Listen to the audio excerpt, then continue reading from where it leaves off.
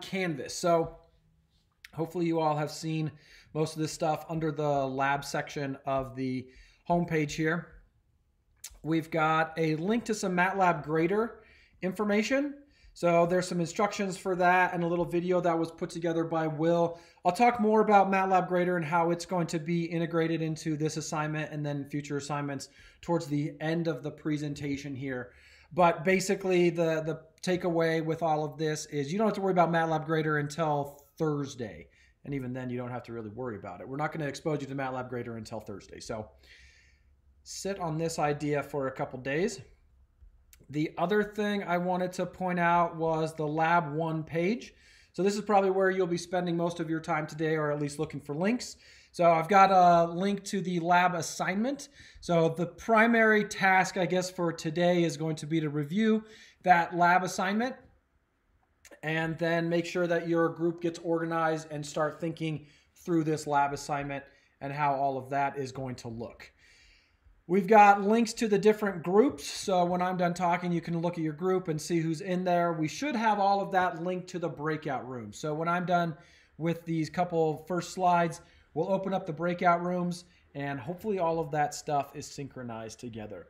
Got a link to the slide deck, which you can pull up, and then a link to technical writing slide deck as well. We'll talk more about this on Thursday also. So you don't have to worry too much about the written portion of this lab assignment for the first day. When I start talking about the technical writing focus, so that's going to be the abstract and the conclusion, we'll look at that slide deck a little bit more closely. So with all of that, I'm going to start this presentation here. So lab 1, roller coaster design, you'll be able to see that in the lab assignment when you get that pulled up.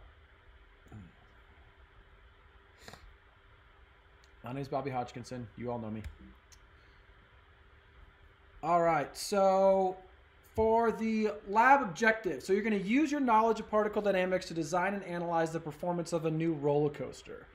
And then you can read the rest. So basically get some experience in particle dynamics, practice using free body diagrams and energy methods, and then document your design in a professional report. This is a paper lab, so there's no lab apparatus that goes along with this lab, which is nice for this remote learning environment that we're in right now. We'll be exposing you to more hardware type aspects in the future labs. So as I mentioned a couple minutes ago, the assessment focus, so the portions that you're going to be getting feedback for your technical writing skills are going to be the abstract and the conclusion.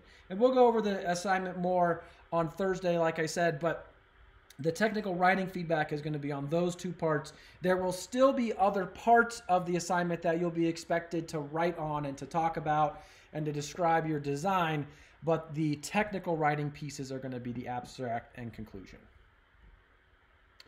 So here's a look at the problem statement. So roller coasters, main attractions. Hopefully you know what a roller coaster is. If not, get on the Google, get on YouTube and look at some roller coasters. I was hoping that I was going to be able to get on a roller coaster and record this introductory presentation, but that just didn't work out due to COVID. So maybe next year I'll have to re-record this while going down a roller coaster, which would be pretty exciting. So the roller coasters are brought to the top of a hill, some kind of lifting mechanism, and then they coast the remainder of the ride. So things like friction, air resistance, mass distribution, all these things complicate the design of a real roller coaster. We're going to make some simplifications here and ignore a lot of those effects, really all those effects. And we're going to treat this, the entire cart of the roller coaster, people on the cart and everything else, as a point mass moving along a frictionless rail. So that's going to dramatically simplify everything, but allow us to focus on the primary aspects, which is going to be analyzing the dynamics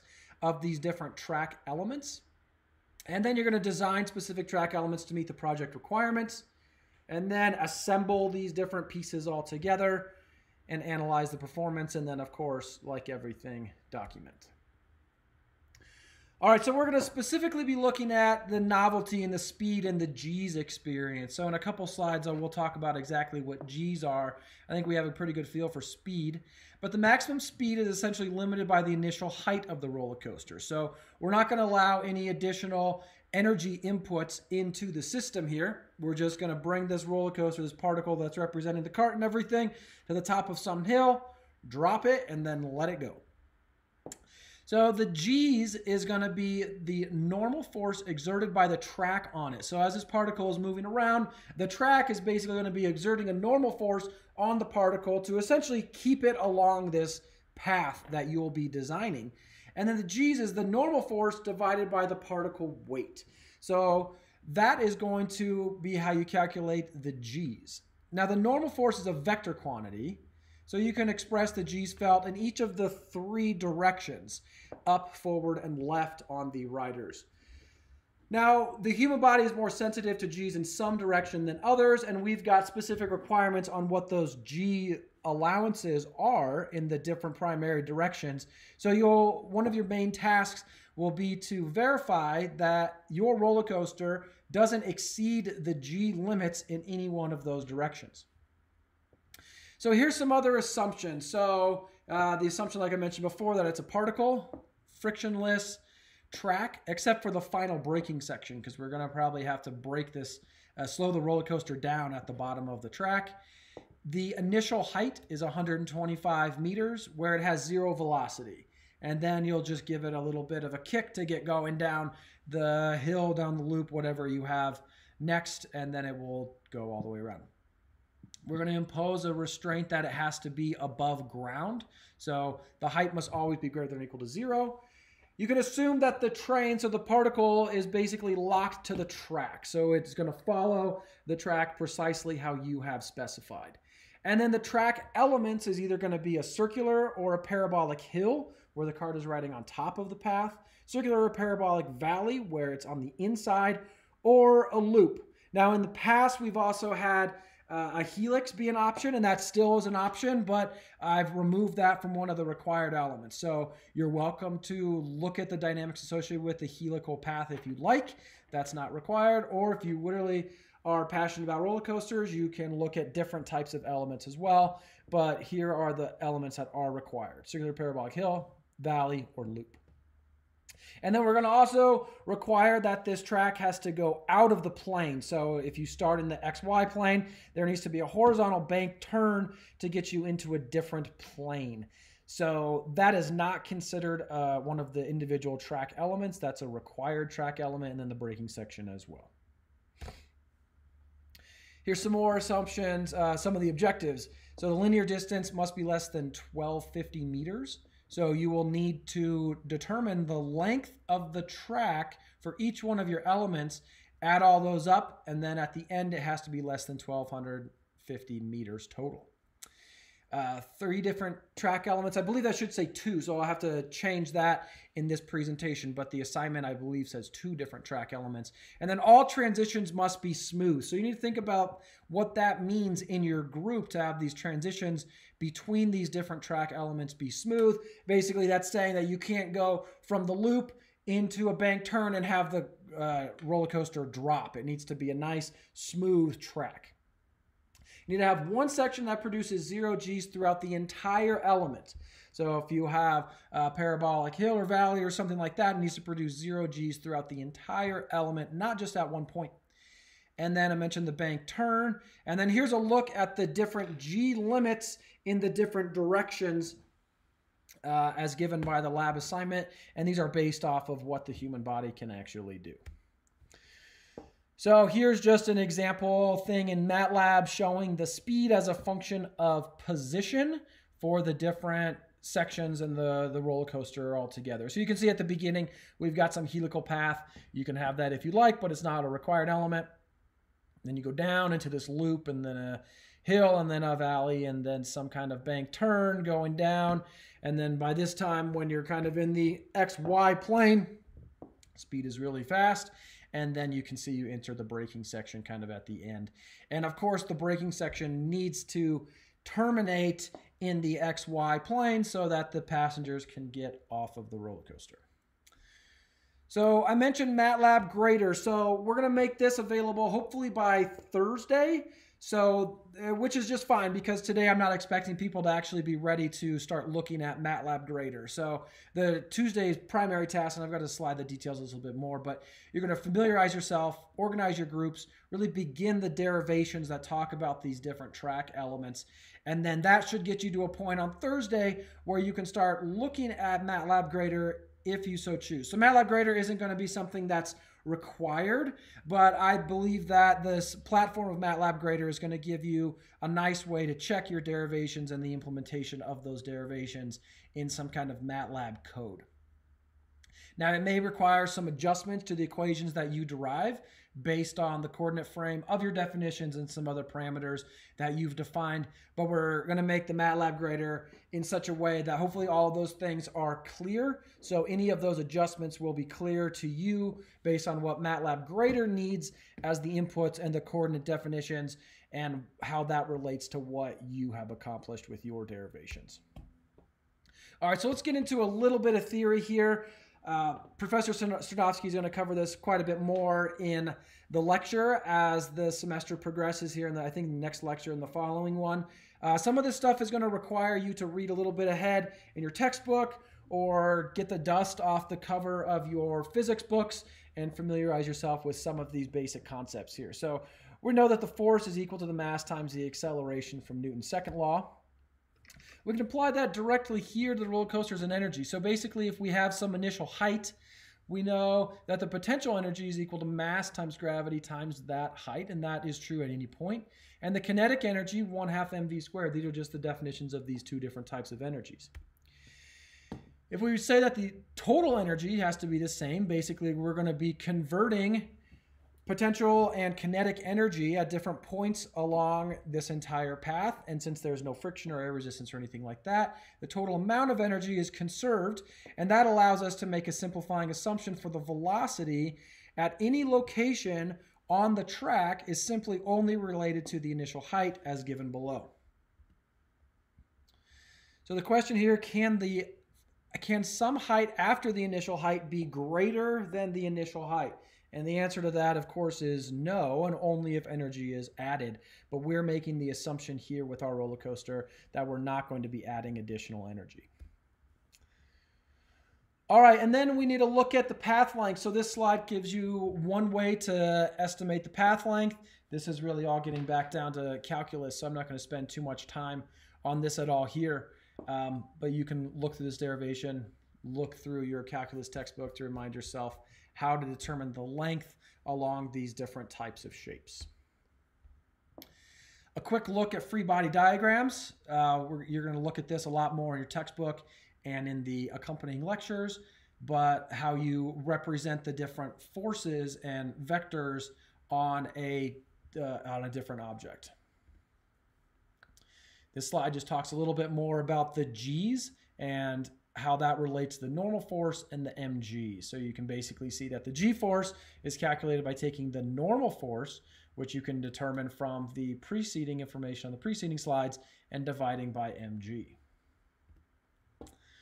All right, so this is a little bit of a mental exercise here. So what is the g-force in these different diagrams? So we've got the left one first. We can take the sum of the forces in the y direction, which is along the j-hat direction. We know that that's going to be equal to 0 because there's no acceleration in that direction. And then the forces here from our free body diagram are simply n minus mg. So it's very important to keep track of the sign here and make those consistent with your coordinate frame definitions. So then n is going to be equal to mg, and that means that the g-force is simply equal to 1 here. Now, what about in this situation where we've got this block that's representing our particle in the cart basically falling down along the I-hat direction? So we know that the force in the y is equal to 0 because there's no normal force in the j-hat direction, if you can see that. And then, so then the n is equal to 0. So the g-force in free fall in the that direction is equal to 0. Now what happens if we're on a ramp? So now we can look at the normal force in the y direction. We know that that's going to be equal to 0 because there's no acceleration in the j-hat direction. If there was, then we'd be going either away from the path or into the path, which would violate our assumption that the particle is essentially locked to the path locked to the track itself. So if we look at the different forces in that direction, we've got the normal force minus this cosine theta multiplied by mg. Do some simplifications here, and you can see that the g force is simply equal to cosine theta. All right, so a quick list at the common mistakes that come up year after year. So calculate the number of g's. So look at that. The g's is not simply the acceleration divided by the gravitational constant. It's the normal force divided by mg. It's a measure of the force on an object compared to its weight.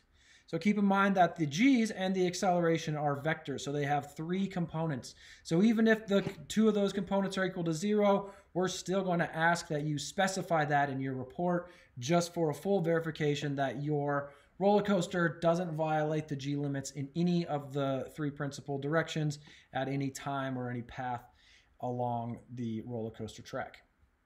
So we recommend that you use a right-handed coordinate system. That's basically how all of our derivations are, how the book uses everything. So stick to that coordinate system. That's very important. Don't switch coordinate frames halfway through a loop, or it's going to be very difficult for you to code up into Matlab, and it's really easy to lose track of things if you're switching coordinate systems. So basically stick to a coordinate frame, pick a coordinate frame that makes sense. And then of course a linear distance is the same thing as the length of the track. It's not the X position or the Y position or the Z position. It's the length along the track. Transitions, so we need to say that these are piecewise, continuous, and smooth. So in order for it to be smooth, the derivatives must be equal where the 2 sections meet. So you can't just have some crazy drop off or some increase in the derivative. So make sure the derivatives are smooth. And the bank turns. So remember, for a bank turn, that the track can push on the bottom and the sides of the wheel. So the normal force doesn't necessarily have to strictly be normal to the track. All right, so the rest of the time here, once I get done talking in a minute here, it looks like there might be some questions in the chat, so I'll address those in just a second. So get in your group, review the assignment. So that's probably the first and foremost thing. Everybody download the assignment from Canvas, read through it, spend a couple minutes talking amongst yourself about what everybody views to be the main important pieces of the assignment. And then organize your team. So how are you going to communicate? How are you going to talk to each other outside of class? So there's quite a bit to this lab. Don't think that you can just accomplish everything in the remaining lab periods. All of these labs, like I mentioned before, are going to require a fair amount of work outside of lab. So if you do that on your own, how are you going to communicate what you've done to your other team members? Start to look at what you feel are some of the basic tasks and what you feel everybody needs to do. That's going to be kind of the main things that myself, the TAs, are going to be looking and asking and talking to you about today. Are what are the main objectives that you feel are part of this assignment, and then how are you going to break that down? And then work on understanding through the derivation the key components of each element. So draw your free body diagrams and the acceleration diagrams. Determine equations and relationships for the G's experience and the path length. Talk about how you're going to parameterize in order to code these things up into MATLAB, these different track elements. So you might take a different approach based on the type of equation that you have for these different elements. Now, of course, some of this is going to require you to read ahead in your textbook. Professor Sternovsky didn't quite get all of the lecture material done for this lab, of course, in the first day. That's just too much to ask for in the first day. So he's going to be talking a little bit more about some of these details in the upcoming lectures, but don't think that everything that you need is going to be just given to you from the lectures and then you come into lab and exercise. You're going to have to read ahead a little bit in the book, maybe do some looking online, some problem solving, figure these things out on your own. So today's primary tasks, determine what you don't know and then how you can start figuring those things out. And then this last one, I'm not going to play the video because it looks like we've got quite a bit of questions here in the chat and other things. So you can look at these slides and then click on this link. I think it's the top 10 most scary roller coaster designs. So if you're so inclined, look at some of the scary things that people have come up with.